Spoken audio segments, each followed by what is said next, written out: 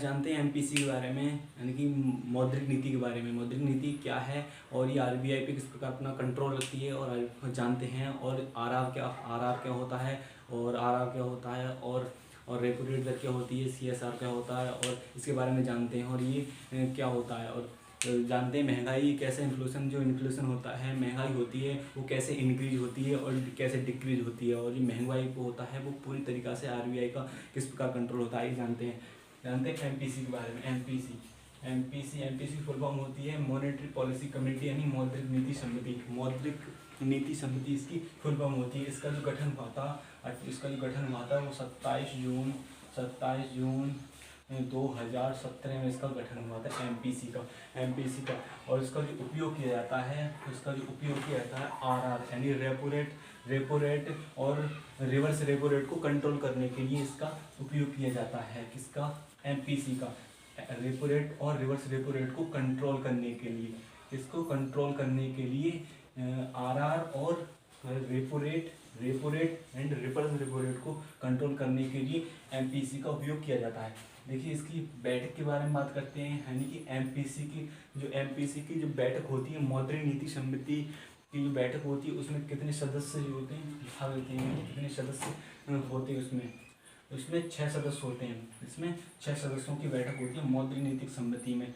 और इसमें 3 जो सदस्य चयनित होते हैं वो होते हैं आरबीआई के होते हैं, और 3 सदस्य जो चयनित होते हैं वो भारत सरकार अपने स्वयं के द्वारा, भारत सरकार 3 सदस्य क्या करती है इसमें चयनित करती है। इसमें जो 3 सदस्य होते हैं वो कौन से होते हैं? एक तो होता है आरबीआई का गवर्नर होता है, एक आरबीआई का गवर्नर होता है जो कौन है वर्तमान में शक्तिकांत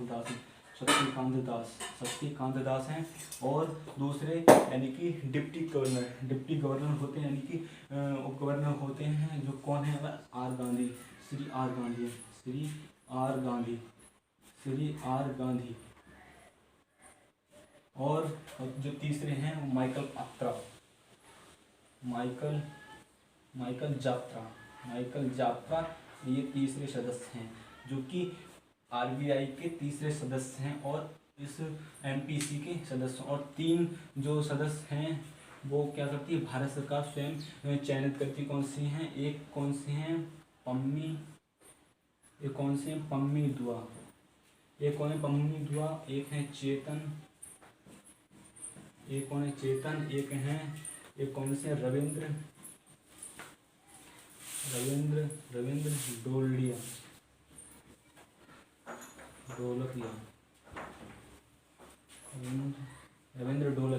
रविंद्र ढोलकिया, चेतन और पम्मी दुआ, ये 6 सदस्य हो गए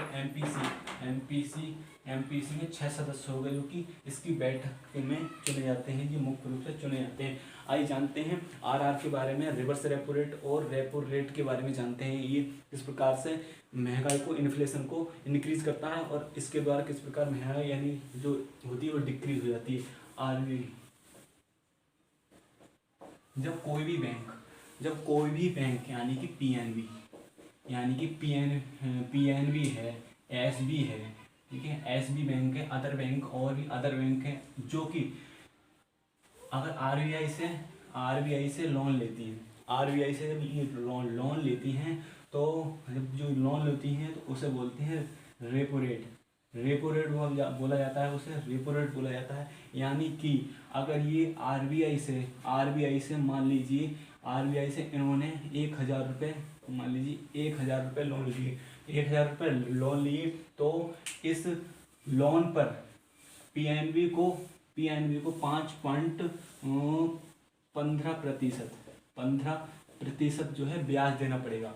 ये वर्तमान में रेपो रेट कितनी है हमारी? वर्तमान में 5.15%, ये चेंज होती रहती है। 5.15% है जो कि उन्हें कितने पे देनी पड़ेगी? 1000 रुपये देनी पड़ेगी। 1000 पे 5.15% रेपो रेट देनी पड़ेगी।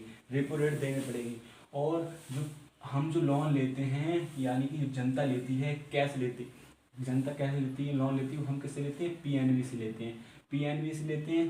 तो हमारे लिए लोन प्राप्त होता है पीएनबी से, एसबीआई से या अदर बैंक से हम प्राप्त करते हैं लोन को अदर बैंक से हम प्राप्त करते हैं।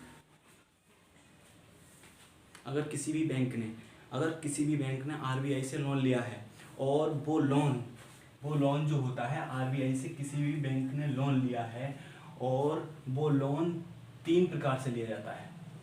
3 प्रकार से लिया जाता है। एक तो होता है शॉर्ट टाइम के लिए, एक होता है शॉर्ट टाइम के लिए, एक शॉर्ट टर्म के लिए, और एक होता है मिनी शॉर्ट टाइम, यानी कि मिनी शॉर्ट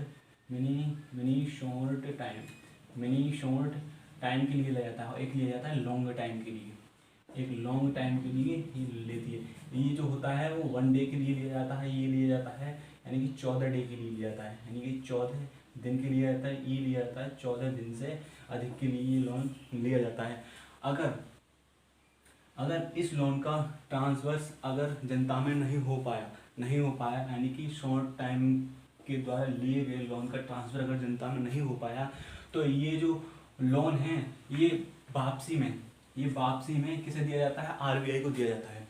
आरबीआई को, यानी कि पीएनबी क्या करती है? आरबीआई से रिक्वेस्ट करती है और कहती है आप अपना लोन वापस लें, और जब ये वापस मांगती है, ये वापस लोन दिया जाता है, तो जिस लोन को वापस दिया जाता है, ये कैश जो होता है वो वापस दिया जाता है, उस कैश को बोलते हैं रिवर्स रेपो रेट। और जो रिवर्स रेपो रेट होती है, ये रेपो रेट से क्या होती है? कम होती है। रेपो रेट की दर है अभी वो 5.15% है। 5.15% रिवर्स रेपो रेट की दर है। और ये याद रखिए हमेशा कि जो रिवर्स रेपो रेट होती है वो रेपो रेट से हमेशा कम होती है, क्योंकि जब हम आरबीआई से लोन लेते हैं, जब पीएनबी कोई भी बैंक अगर आरबीआई से लोन लेती है तो उसका जो रेट होगी, दर होगी, वो 5.15 होगी। तो जब आरबीआई वापस लेती है तो अपनी जो रेट होती है, दर होती है, वो क्या कर देती है? कम कर देती है। तो इसकी जो वापस लेने की जो दर होती है 4.90 होगी, यानी कि 4.90 कर दी। वर्तमान में ये चेंज होते रहते हैं। ये नवीनतम जो रेशियो लेकर के आया है 4.90 वाला। और जो कहती है, जब आरबीआई वापसी में, जब अपना जो पैसा होता है, खुद का कैश होता है, वापसी में लेती है तो 4.90 है। अगर फिलहाल का लेटेस्ट जो रेपो रेट दर का बढ़ने वो 4.90 है। इस कैश पे हम वापस में रेपो रेट और रिवर्स रेपो रेट के बारे में जाना है। अब हम देखते हैं एसएलआर क्या होता है और सीआरआर क्या होता है, इसका क्या कार्य होता है। अब देखते हैं हम यानी कि एसएलआर और सीआरआर। जब कोई भी बैंक है वो आरबीआई से,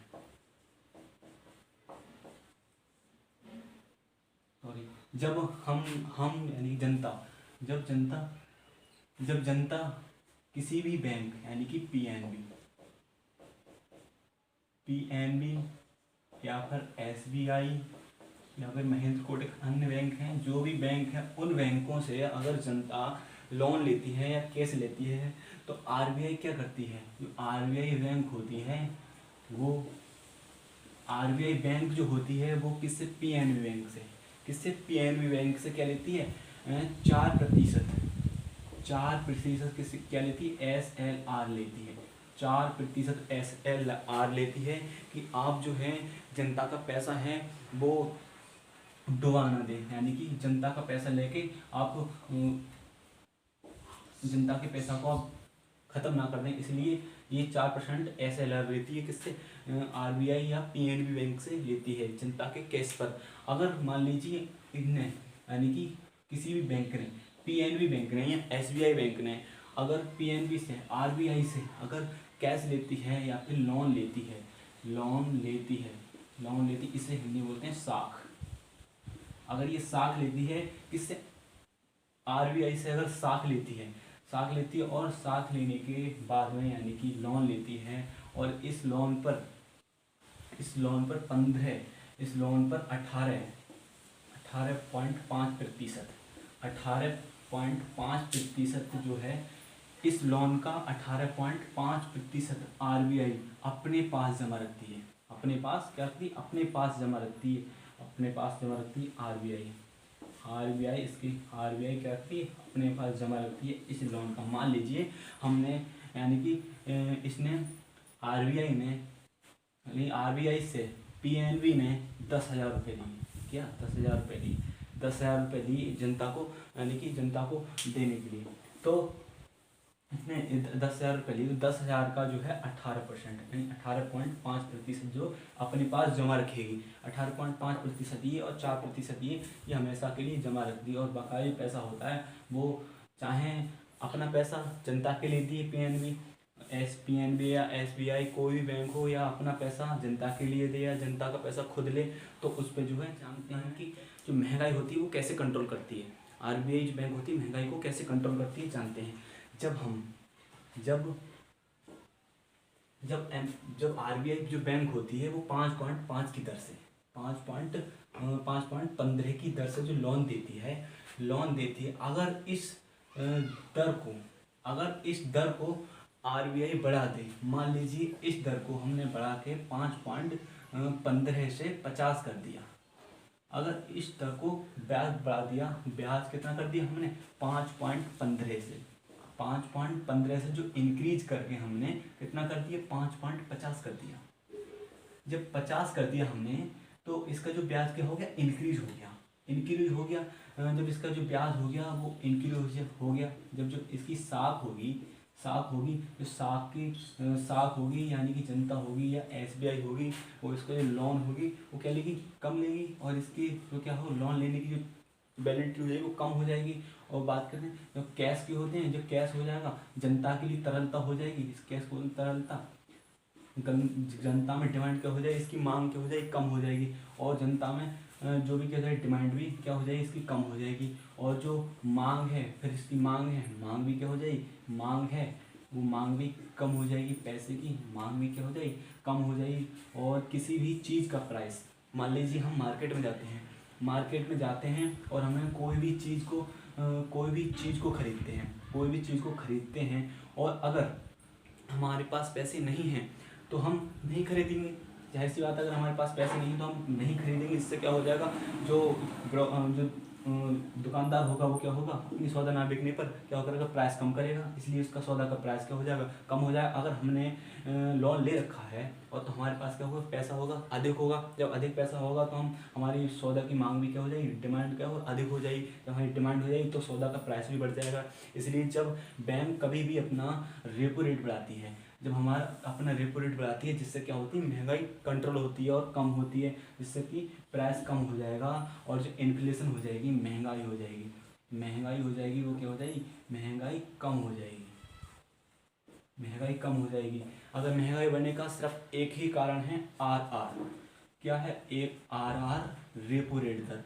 अगर आरबीआई रेपो रेट का दर बढ़ा रही है तो इससे क्या है, महंगाई में हमारे लिए मुनाफा मिलने वाला है, यानी कि महंगाई जो है वो क्या होने वाली है, कम होने वाली है। अगर आरबीआई जो रेपो रेट दर है मान लीजिए 5 अगर वर्तमान में 5.15% है, अगर इससे डिक्रीज करके ये मान लीजिए 5 कर देती है, कितना कर देती है, 5% कर देती है, 5% कर देती है, तो क्या हो जाएगी, महंगाई को ऑटोमेटिक बढ़ जाएगी। जब डिमांड ज़्यादा हो जाएगी, हम लोन ज़्यादा लेंगे तो इसकी जो कैश होगी, तरलता होगी, तो हमारे पास उसका वजन होगा, पैसा होगा, वो ज़्यादा होगा।